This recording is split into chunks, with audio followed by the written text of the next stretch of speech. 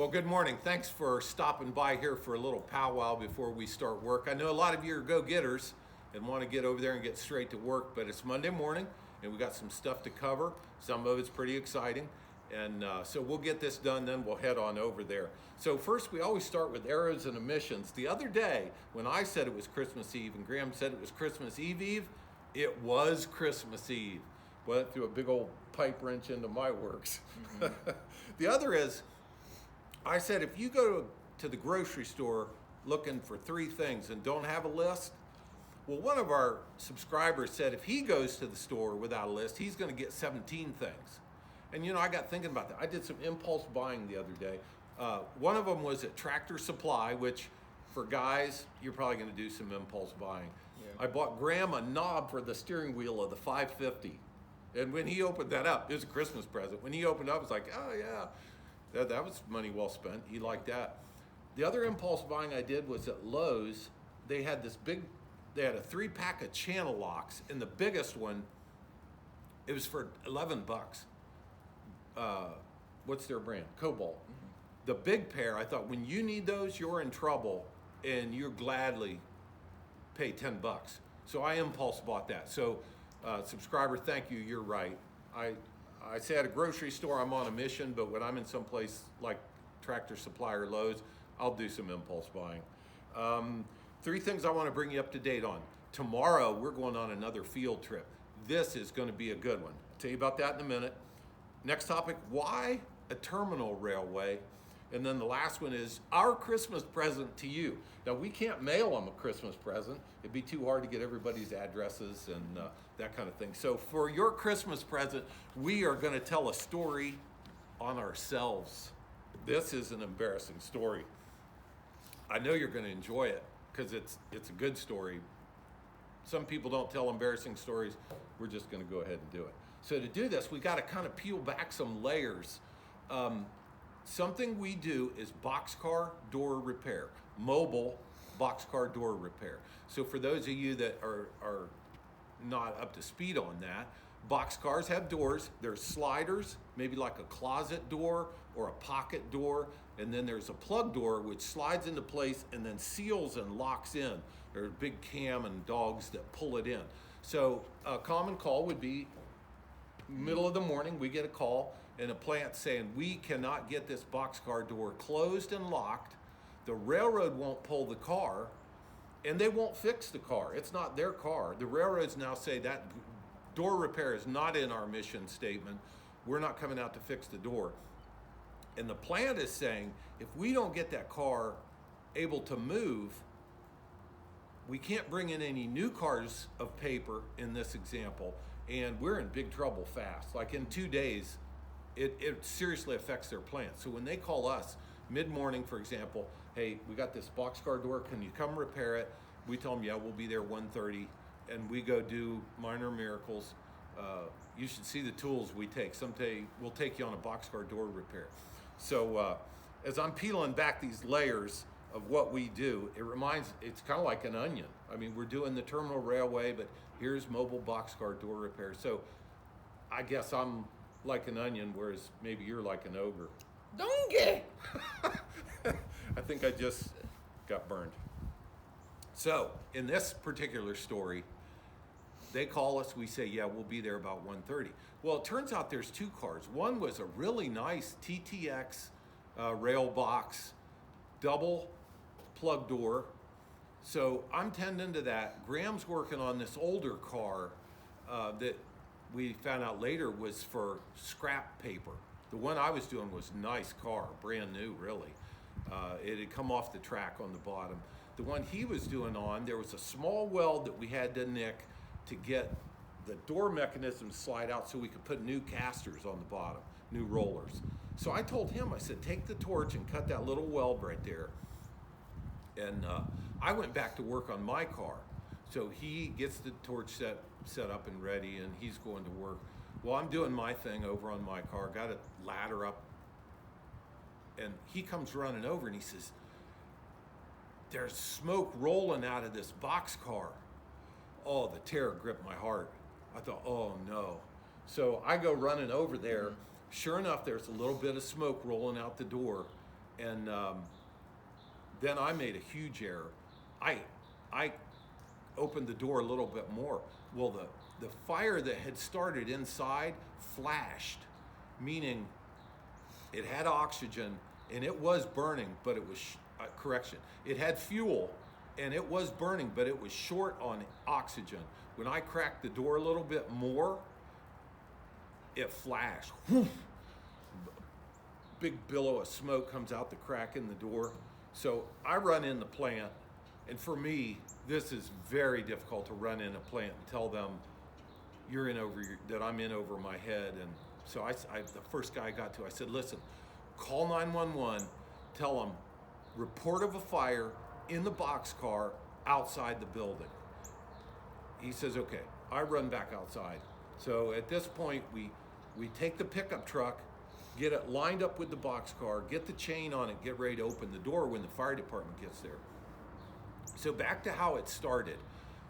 We still don't know how it started, but I thought maybe Graham was standing by the door, setting the torch up, and the flame hit a little piece of cardboard that looked like a fuse coming out the door. Now, other people said it's not convection, but it's the transfer. Yeah, the transfer of heat. That's what I think, because I cleaned in between the door and the track. Still could be though. So that theory is that heating the outside of the door heated up the inside of the door. I should have done it this way. Heating the outside of the door heated up the inside of the door and caught the material on fire. Well, we didn't know it when we started working on it. This car was loaded. We should have looked at the springs in the trucks, because then we'd gone, oh, wait a minute, this is very different. We normally work on empty cars in this scenario, but this car was full of bales of shredded cardboard. Scrap cardboard. I tend to think we still don't see this exactly the same, but we don't know how it started. Yeah. There are these little shreds of cardboard that look like fuses. One of them must have been sticking out of that door. I can't see how, because it was only a weld this long. Anyway, it flashed. Then we had a good fire. So we got the pickup truck ready. I hear the fire department coming. They get there. Well, we didn't have any breathing protection, but they get all masked up to stand outside and shoot water 20 feet. So they put the major fire down. And then they said, which I already knew to be true, the only way to put this fire out is to take all that material out of there. Because once the fire works its way back through those bales, you're not going to put it out from the outside. And they just said, you got to take everything out. Well, meantime,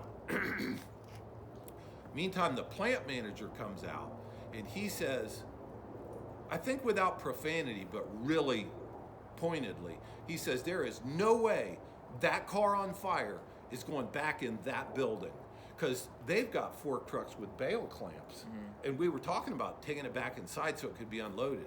Well, honestly, I completely agree with him. That car could go over a cliff and down into a ravine or a pond, and it would be better than taking it back in a building with $50 million worth of clean, fresh, non-damaged paper. Mm-hmm. To take that in there, I didn't blame him. I wouldn't have taken it in there either. So the fire department gets there. They hook up to the hydrant. These guys they put the big fire out, and they said, you got to take it out. Well, to get somebody there with a trailer that was boxcar height, with a fork truck with a bale clamp, you'd have to pull it out, set it on the trailer. You'd have to have another fork truck on the ground. Well, the problem with bringing a fork truck into the ground was it was uneven and soft. The plant said we'd come out and help you, but our fork truck won't go through that. Mm-hmm. So the best thing that happened yet was the engineer, meaning the guy that was driving the fire truck, comes over to me and he says, listen, that hydrant that I'm on is hot, meaning a lot of pressure and a lot of volume. He goes, we really have done all we can do here until that material comes out.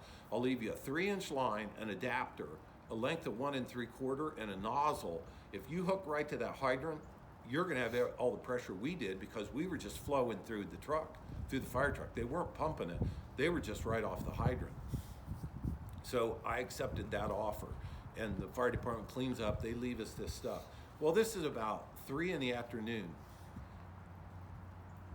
Making this story short, we started putting water on that at 3 p.m. Mm-hmm. At about 10 o'clock, I sent Graham into town for food because I knew it was an all-nighter. So in the morning, so overnight, I would get up about every 45 minutes. We had that hose up in the car, up on top of the bales. There was about this much room above the top bale to the top of the car. So we'd take that hose and shove it back in there, and then we'd work it around, trying to find where this was. Well, when we shut the bale down, the nozzle on the hose, you could look back in there with a light and still see, it looked like dust in the air. And I said, Graham, you know what that is? That's the result of combustion. That's smoke. It's technically carbon in the air. We haven't put the fire out yet. Now, the other end of the car, we turn around and look at it. It was clear at that end. The air was clear. This end still had a problem. So about 6 a.m, after getting up all night, but at this point, we'd maybe put 50,000 gallons of water into this car. That's when we should have looked at the springs again, because we really made this load heavy. It was completely soaked, or we had hoped it was completely soaked. But there's still these voids down in there. You know what water tension is? It's how a water spider can run on top of water. Or if you got Carhartt on, if you take a drop of water and put it on material, it'll bead up but not flow down through. That's called surface tension. How you break that is generally chemically. So at like 6 a.m, I said, Graham, coffee, strong coffee, bacon, egg, and cheese biscuits.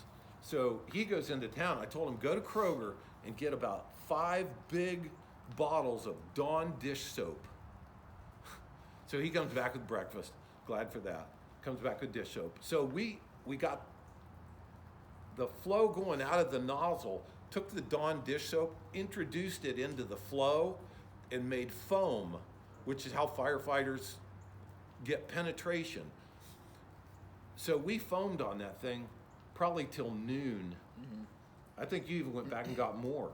We got some unbrand dish soap that didn't work as good as the Dawn, but we probably put, how much money you think? $35 into soap. Yeah, like Well, 8 gallons of soap. We used it all. About 1 o'clock in the afternoon, it started clearing up in there, and we kept putting water on it till about 2:30 in the afternoon. We had really almost got to the point where we'd fought that fire for 24 hours. Felt like Red Adair fighting an oil well fire. And finally, the air would be clear when you looked back in there. Well, the ground was soaked. All these bales then were soaked. And it was hot. I don't know what month it was, but it was hot. August. So I told the plant, I said, listen, the railroad will come in this evening. I called the railroad. I said, you have got a car that the material had been on fire. Now it's completely soaked. Well, what I was worried about was spontaneous combustion. I don't know why it happens, but like in a barn of damp hay, there are times where it'll start a fire. I was so worried that this car, we were going to close the doors up. In this August heat, it was going to go to 130 degrees in there, and this stuff was going to start burning again. So I called the railroad. So they came in and got it like 6 o'clock. Took it. I called the yard master the next morning and I said, hey, you've got a car in your yard that had the material had been on fire. It's completely extinguished, but we're watching for the heat on the boxcar. They went out and felt the car all the way around. Said, no, the temperature's the same at that end as this end, because we knew the one end we were more vulnerable. And he said, no, temperature's the same. I think I talked to him later that day about it again. Well, then for the next month, I thought, I'm going to get a call about how we ruined these bales.